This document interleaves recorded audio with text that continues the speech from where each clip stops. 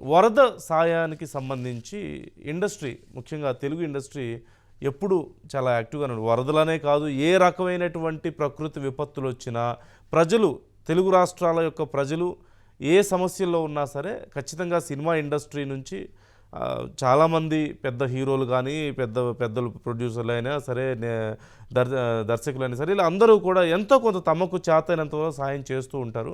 ముఖ్యంగా మెగా కుటుంబాన్ని యొక్క కాంట్రిబ్యూషన్ను మనం మర్చిపోకూడదు ఏ సందర్భంలో అయినా సరే.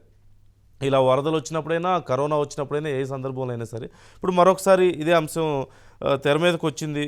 పవన్ కళ్యాణ్ రేవంత్ రెడ్డి గారిని కలిసి ₹1 కోటి చెక్కును అందించిన విషయం మనకు తెలిసిందే. ఆంధ్రాలో ఆయన పదవిలో ఉన్నప్పటికీ కూడా తెలంగాణ ప్రజలకు ఆయన సాయం చేశారు. అలాగే సాయి ధరమ్ తేజ్ కూడా లోకేష్ని కలిసి ఆయన కూడా ఆర్థిక సాయాన్ని ప్రకటించడం కానీ, అలాగే ఒక అనాథాశ్రమాన్ని ఆయన దత్తత తీసుకోవడం కానీ, ఇవన్నీ కూడా బాగా చర్చనీయాంశం అవుతున్నాయి. అంటే ఏ ప్రాంతంలో ఉన్నా, 2 తెలుగు రాష్ట్రాల్లో ఏ ప్రాంతంలో ఉన్నా, ఎక్కడ పని చేసుకున్నా, ఎక్కడ పుట్టిన వాళ్ళైనా సరే, తెలుగు ప్రజలు ఎవరు సమస్యల్లో ఉన్నా సరే ఖచ్చితంగా మన వాళ్ళందరూ ముందుంటారు. అట్ ది సేమ్ టైం ముఖ్యంగా మెగా కుటుంబం చాలా యాక్టివ్గా ఉంటుంది ఇలాంటి కార్యక్రమాల్లో అంటూ బాగా చర్చ జరుగుతుంది. ఓంప్రకాష్ గారు మనతో లైవ్లో సిద్ధంగా ఉన్నారు. ఓం గారు, ఏంటి పరిస్థితి? ఇటు మామ అటు అల్లుడు ఇద్దరు కూడా 2 ప్రాంతాలు అటు ఇటు 2 చోట్ల సాయం చేశారు. అలాగే సాయి ధరమ్ తేజ్ ఒక అనాథాశ్రమాన్ని కూడా దత్తత తీసుకున్నట్లుగా తెలుస్తుంది. డీటెయిల్స్ ఏంటి? యాక్చువల్గా నాకు మన గుణశేఖర్ డైరెక్ట్ చేసినటువంటి రుద్రమ్మదేవి సినిమాలో గోన గన్నారెడ్డి పాత్ర ఒకటి ఉంటుంది. దాన్ని అల్లు అర్జున్ పోషించాడు. అందులో డైలాగ్ ఉంటుంది, నేను తెలుగు భాష లెక్క ఈడా ఉంటా ఆడా ఉంటా అని. అలాగే కళాకారులకి ఈ ప్రాంతమో ఆ ప్రాంతమో అనో సరిహద్దులో ఎలాంటివి కూడా ఉండవు. కళాకారులకి నటీనటులు అన్న తర్వాత ఈరోజు మనం భౌతికంగా లేకపోతే రాజకీయ పరంగా లేకపోతే పరిపాలనా పరంగా తెలుగు వాళ్ళందరూ 2 రాష్ట్రాలుగా విడిపోయినా కానీ వీళ్ళందరూ కూడాను ఒకటే రకమైనటువంటి మనస్తత్వం, ఒకే రకమైనటువంటి ఆచార వ్యవహారాలు, ఒకే రకమైనటువంటి సంస్కృతి సంప్రదాయాలు ఇవన్నీ కూడా పాటించే వ్యక్తులు. కాబట్టి కళాకారులు ప్రత్యేకంగా ఇక్కడ కష్టం వస్తే అక్కడ వాళ్ళు ఆదుకోవాలి, అక్కడ కష్టం వస్తే ఇక్కడ వాళ్ళు ఆదుకోవాలి. కానీ దురదృష్టం ఏమిటంటే ఈసారి వరదలు ఇటు తెలంగాణలోనూ వచ్చినాయి, అటు ఆంధ్రాలోనూ వచ్చినాయి. దాంతో సహజంగానే ఆంధ్రాలో ఉన్నటువంటి వాళ్ళు ఇక్కడ ఇచ్చారు, ఇక్కడ ఉన్న వాళ్ళు అక్కడికై సహాయం చేయడానికి వచ్చారు.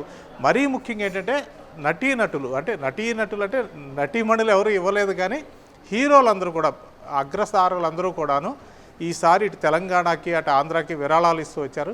అందులో భాగంగానే పవన్ కళ్యాణ్ లేకపోతే మెగా ఫ్యామిలీ అని చెప్పుకుంటే దాదాపు వాళ్ళే ఒక 10 కోట్ల వరకు విరాళాన్ని అందించారు. వాళ్ళ హృదయ వైశాల్యాన్ని తెలియజేశారు ఆ రకంగా. అలా పవన్ కళ్యాణ్ అప్పుడు ₹1 కోటి తెలంగాణకి ఇస్తానన్న మాటను నిలబెట్టుకుంటూ ఈరోజు ఉదయం వచ్చి రేవంత్ రెడ్డిని కలిసి ఆయనకి ఆ చెక్కు అందించారు. అలాగే మెగా మేనల్లుడు సాయి దుర్గా తేజ్, అతను ఆంధ్రాకి వెళ్ళి అక్కడ ఉన్నటువంటి మంత్రి నారా లోకేష్కి 10 లక్షల చెక్ ఇచ్చారు. ఇంకొక విషయం ఏంటంటే అక్కడ అమ్మ అనాథ శరణాలయం అనేది ఉంటుంది. ఇప్పుడు 2019లోనే సాయి ధరమ్ తేజ్ అక్కడికి వెళ్ళి వీళ్ళ కోసం నేను ఒక శాశ్వతమైనటువంటి నిర్మాణాన్ని కట్టాలి, వాళ్ళకు ఒక గూడు ఏర్పరచాలి అనేటువంటిది ఒక హామీ ఇచ్చారు. దాన్ని 2021లోనే ఆయన కంప్లీట్ చేశారు. వాళ్ళకు ఒక నివాసాన్ని ఏర్పాటు చేశారు. ఆ తర్వాత ఒక 3 ఏళ్ల పాటు వీళ్ళకి సంబంధించినటువంటి అన్ని ఖర్చులు నేనే భరిస్తాను, నేను దత్తత తీసుకుంటాను అన్నారు. దానిని కూడా ఆయన ఆ హామీని కూడా నెరవేర్చారు. మొన్న కూడా వరదలు వచ్చిన సందర్భంలో వాళ్ళకు కూడా కొన్ని ఇబ్బందులు ఉన్నాయి అని తెలిసిన తర్వాత ఇక్కడ తెలంగాణకు ఒక 10 లక్షలు, ఆంధ్రాకు 10 లక్షలతో పాటుగా ఇంకో ₹5 లక్షల, అందులో 2 లక్షలు అమ్మా అనాథ శరణాలయానికి, ఇంకో 3 లక్షలు ఇంకొన్ని సేవా సంస్థలకు కూడాను ఆయన ఇచ్చారు. అలాగే ఈరోజు ఉదయం పవన్ కళ్యాణ్ ఇటు వస్తే సాయి దుర్గా తేజ్ అట్టి వెళ్ళి పొద్దున్నే అమ్మవారిని దుర్గమ్మని దర్శనం చేసుకుని ఆ తర్వాత అనాథ శరణాలయానికి వెళ్ళి వాళ్ళని కలిశారు. వాళ్ళు కూడా ఏంటంటే సేవాభావంలో నిన్ను చూస్తుంటే మీ మేనమావ గుర్తుకొస్తున్నాడు, అంటే ఆయన లక్షణాలను నువ్వు పుణికి పుచ్చుకున్నట్టుంది బాబు అని చెప్పి అతను ఆశీర్వదించారు. ఆ తర్వాత మంత్రి లోకేష్ని కలిసి ఆ చెక్ అందించారు. ఇక్కడ ఎలాగైతే పవన్ కళ్యాణ్ రేవంత్ రెడ్డి సాదరంగా ఆహ్వానించి అక్కుని చేర్చుకుని ఆయన స్ఫూర్తితోనే ముందుకెళ్తున్నట్టు చెప్పారు. పవన్ కళ్యాణ్ కూడా ఇక్కడ మీరు ఇందాడ హైడ్రా గురించి కూడా మనం మాట్లాడుకున్నాం. అంటే జల సంరక్షణకి తెలంగాణ ప్రభుత్వం ఎంత ప్రాధాన్యం ఇస్తోంది అన్న విషయాన్ని ప్రత్యేకంగా పవన్ కళ్యాణ్ స్పెసిఫిక్గా మెన్షన్ చేసి తెలంగాణ అభివృద్ధి కోసం, జలరక్షణ కోసము, లేకపోతే ఇక్కడ ప్రాంతంలో ఉన్నటువంటి ప్రజల కోసం రేవంత్ రెడ్డి చాలా చిత్తశుద్ధితో పనిచేస్తున్నారని అప్రిషియేట్ చేశారు. అలాగే సాయి ధరమ్ తేజ్లో ఉన్నటువంటి ఆ సేవాభావాన్ని అక్కడ నారా రోహిత్ కూడా అభినందిస్తూ అప్రిషియేట్ చేశారు.